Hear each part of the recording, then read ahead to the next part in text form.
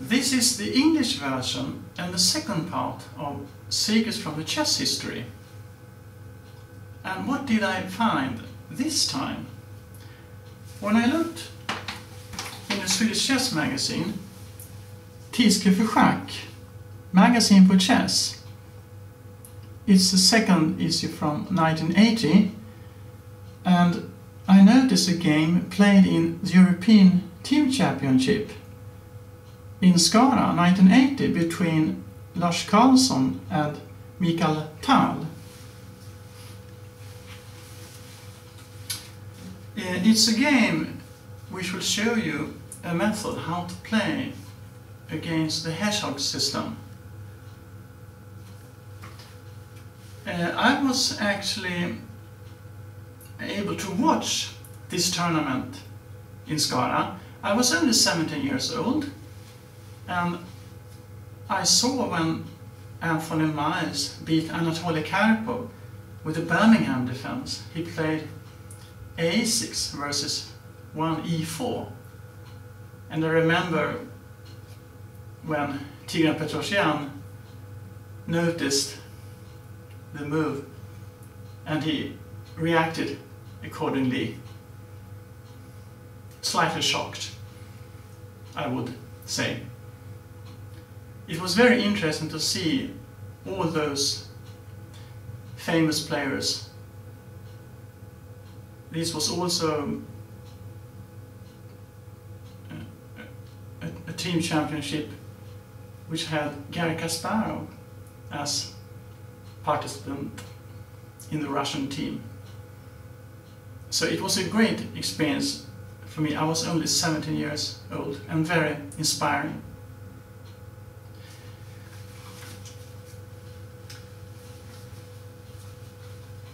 In this game, Lars Karlsson has the white pieces, and normally you play the Hedgehog with the black pieces, but we will see that you can also play it with the white pieces.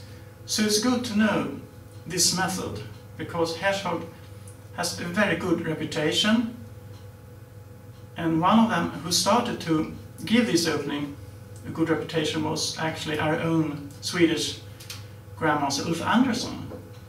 And one of the games where he proved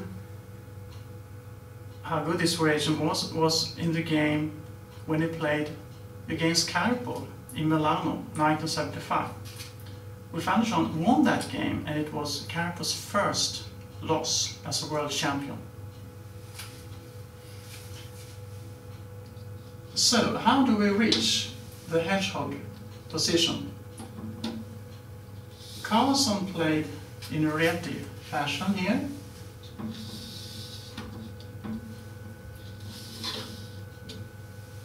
And Tal developed in a classical manner.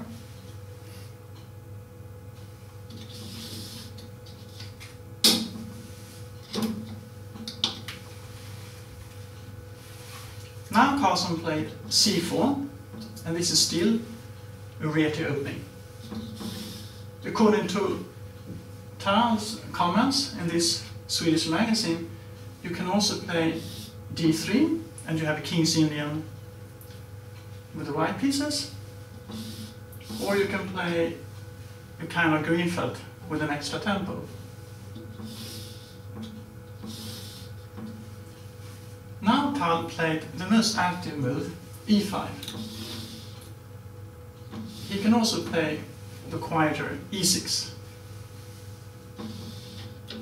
But apparently Tal was in an aggressive mood for this game. Now Karlsson immediately exchanged on d5, and Tal thought it was surprising because he was a little bit worried about this queen move, which puts pressure on the pawn on e5. For instance, one logical variation is bishop d7, c takes d5, knight takes d5, and now white can win a pawn with a tactical device. Can you see this small little tactical operation? I suggest you push the bottom and think a few minutes about this. White can play knight takes e5, and now black threats the queen here, so white has no time to take the knight on d5, but he can play this move, which attacks both knights at the same time, and white has an extra pawn. This black has to avoid, of course. So, what did Tal plan to play against queen a4? In his comments, he wrote that bishop d6, knight g5 castles is an option with unclear play. Maybe if white takes on d5 here, black can play knight b4.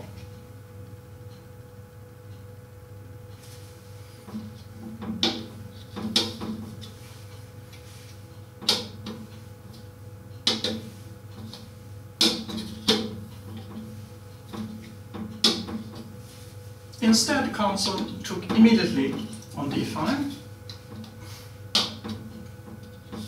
And here we have a hedgehog position.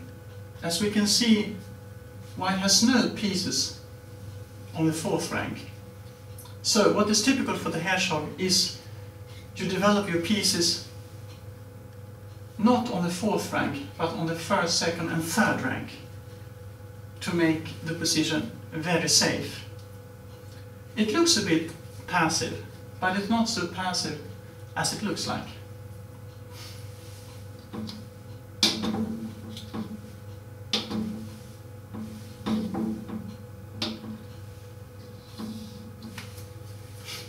According to Tal, this is a very passive variation, but Tal was not surprised because he had seen a game Karlsson played with the black pieces against Mikhail Tal. And I have that book where you can find the game Sting Karlsson with comments by Karlsson and Sixten Johansson. The authors to this book are Lars Karlsson and Sixten Johansson. And it's a very good book, but of course you need to know Swedish to benefit from it. Anyway, what is interesting with the game between Steen and Karlsson is that we will have the same position but with different colors. I will return to that position.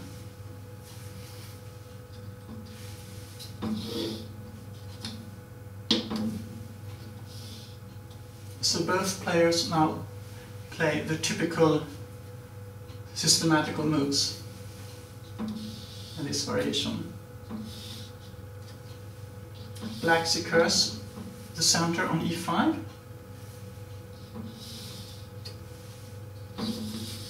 And develops his rooks.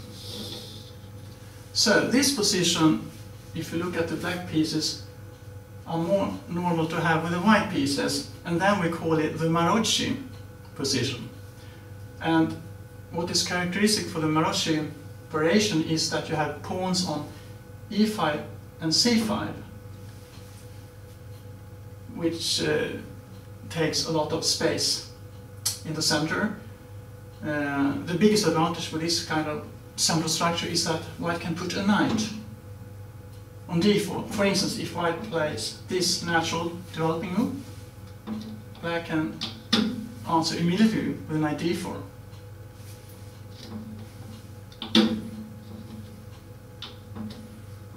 So this is of course one reason Tal thinks this is a passive variation.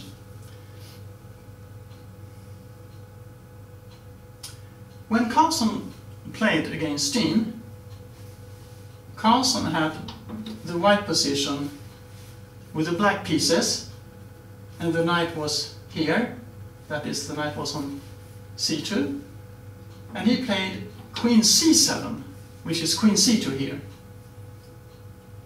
And he played a very good game and managed eventually to win. Now, when Karlsson has one extra tempo, what can he do with it? I mean, there is no point to play the defensive system with the white pieces if you don't use the extra tempo you have in a smart way. And Karlsson's idea is to play like this. Now white controls d4, so he never needs to bother about knight d4 in the future. Of course, the disadvantage is the d3 point looks weak, and Karlsson's plan is to defend it with bishop f1 and then have a safe position. He can continue with queen c2 and put the knight on e4 or c4, maybe put the queen on b1, and then, yeah, in the future plan d4 or maybe even b4, depending on the position. So there is more dynamic in this position than you may think. Anyway, the method Tal shows here is very convincing. So maybe this position really is a bit too passive. What Tal played here was knight c7. He puts immediately pressure on d3. White has to defend it with bishop f1. And now Tal play bishop f5, puts pressure on d3. White can only do one of two moves here. He can play this, but then white loses his extra tempo, and black can in the future put the knight on d4. This is not so good option for white. White wants to play the knight to e4 rather, and put pressure on black's center. But now comes the interesting idea, and that is to play bishop e4. And this move actually prevents black from taking the pawn on c5. Can you see what happens if white plays knight takes c5 here? If white do that, he will lose. Can you see how black wins the game if white takes the pawn on c5? I suggest you think a few minutes about this and push the button. Black is winning with bishop takes c5, rook takes c5, and e4. White can't move the knight on f3 because of the pin, and white can't take the pawn because of the pressure on the d5. White has two heavy pieces here. So this is winning immediately. Okay. So white should not take the pawn on c5. Okay, what happens if he plays this move instead? Then, according to Tal's annotations, he can choose one of two ways. The positional way, which is b6, just strengthening the center in the spirit of Maroczy. Or he can even win a pawn by giving up the bishop pair,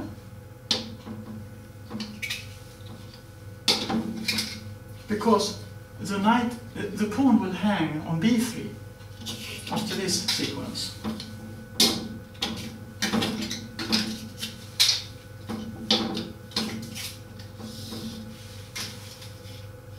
This is not so good either for white. So bishop e2 is not so good move. White has a third option,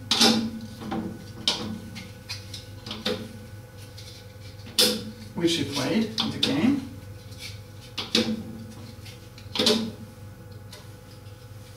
And that is to play h3.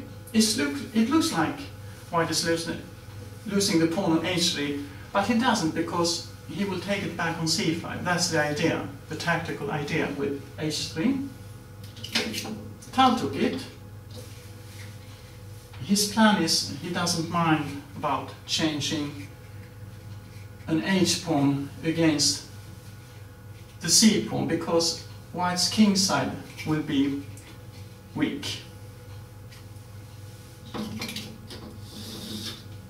Normally it's more important to take a center pawn than a flank pawn. So we will see now who is right, Karlsson or Tal. Now it's important that white do the right capture, because if it takes the bishop on c5, black will win a pawn just by taking the bishop on f1, followed by queen takes d3, and the weak point has folded. So he must do this in-between move. Bishop takes h3, queen takes h3, rook takes c5. And now we can stop here. Now I also want you to really think about black's options here. So I suggest you push the bottom as usual and think about 10 to 20 minutes, I think, is what you need here. You have one positional combination and one more or less tactical combinative combination. But one of those combinations is not correct here.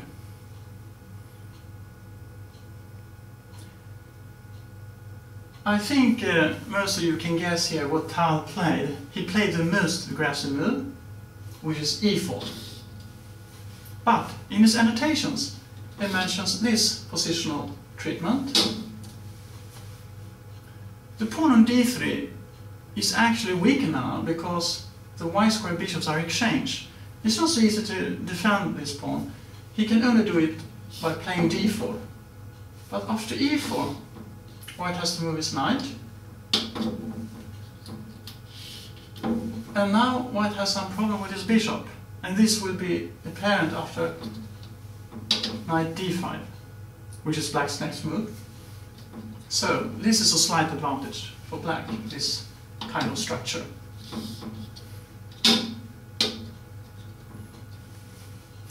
Maybe this is an option.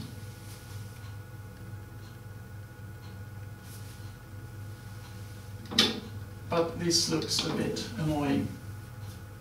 Still followed by f5 and one of the knights to d5. Probably the e knight.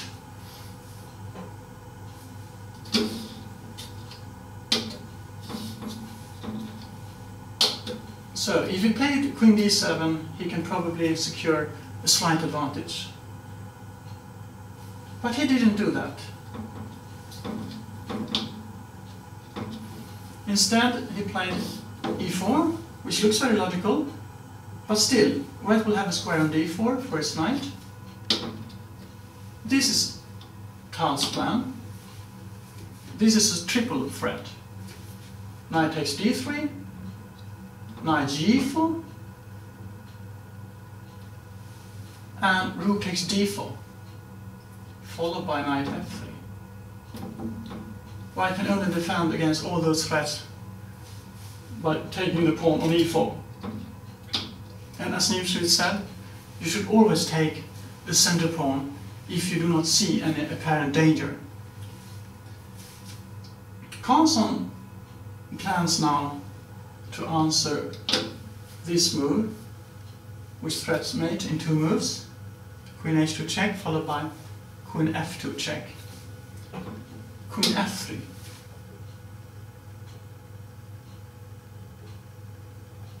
And white defends the position. But Tal had looked deep in this position.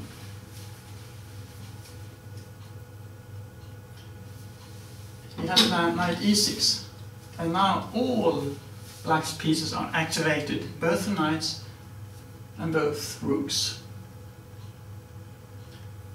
And a very good defensive strategy is to exchange your passive pieces against the opponent's active pieces. And this is what Karlsson did here. First he took the rook on c8, and then he took the knight on e6. If black takes the knight on e6 now, he will be a pawn down. For instance, bishop takes e5. Now black has to take with a queen. F takes e5 is bad, according to Tal. Now the most exact combination is to play queen d7. If white plays queen d5 check immediately,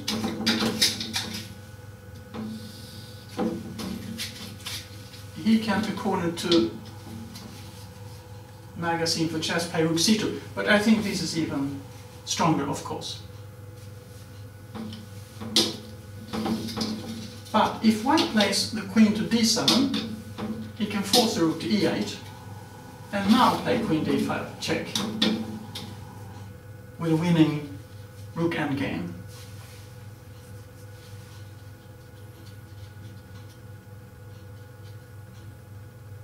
If black moves the king, white will take the pawn on b7, and if black takes the queen, white has a passed pawn on d5.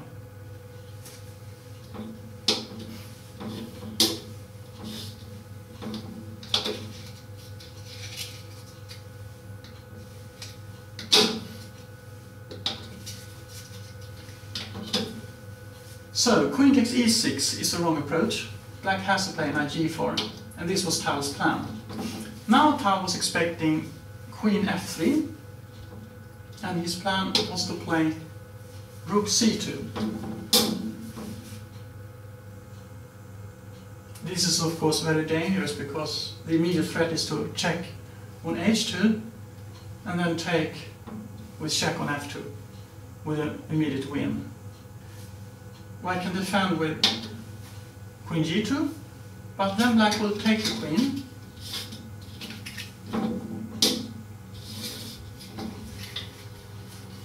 And play h5. Now black has the double threat on h2 and on b2. This is easy win for black.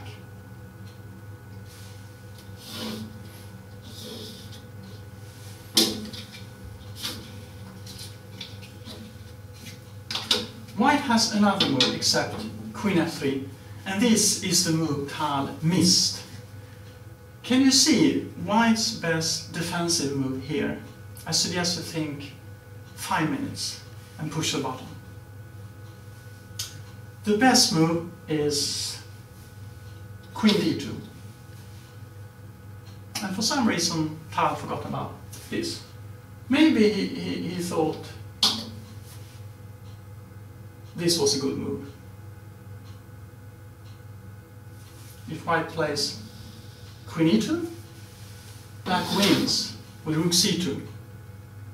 White can't take the rook because of knight f3 mate.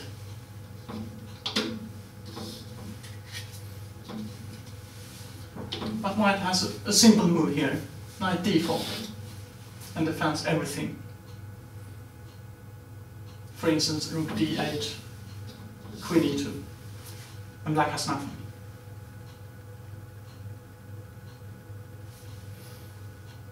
Knight g4, knight f3, etc.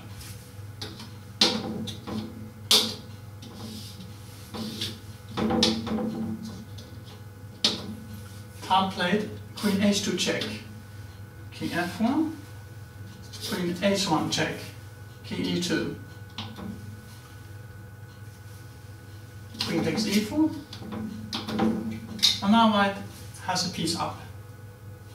He defended the extra piece with knight d4, and black has to attack now with all his pieces. It's his only chance. Queen g2, threats on f2, rook f1.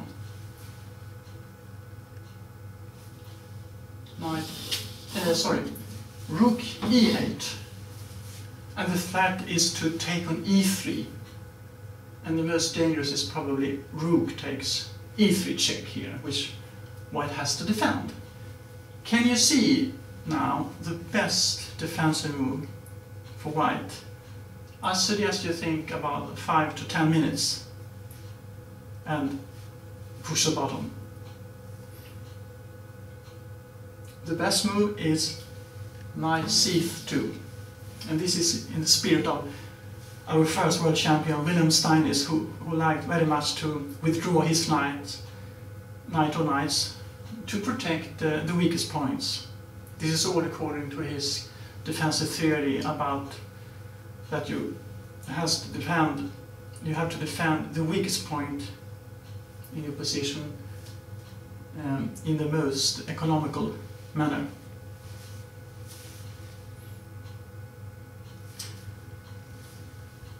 Tal continued with knight h2, and now white has to play a precise defensive move again.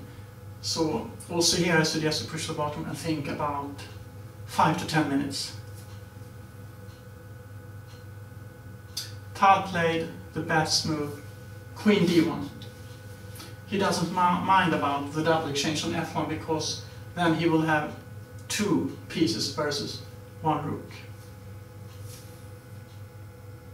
Black has to take on f1 here because if he plays, for instance, queen f4 check, king d2, and queen d5 check, white can just move the king to c1. So this is nothing. Now white wins very easy. So he can take on f1, but he must keep the queen here. Tal centralized it, and white centralized his knight. He gave his king a loophole on h7. White played the king to d2 to open up for the queen to reach the square c4. Black centralized his rook, and now the check on c4. White has the queen on the classical diagonal a2, g8.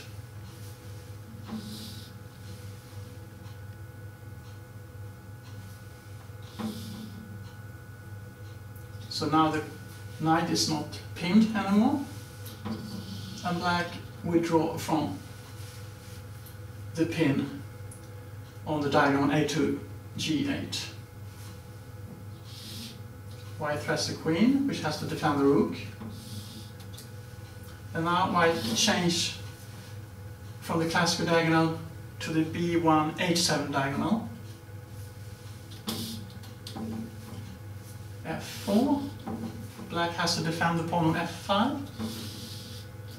But now new weaknesses has been created on g5 and e5.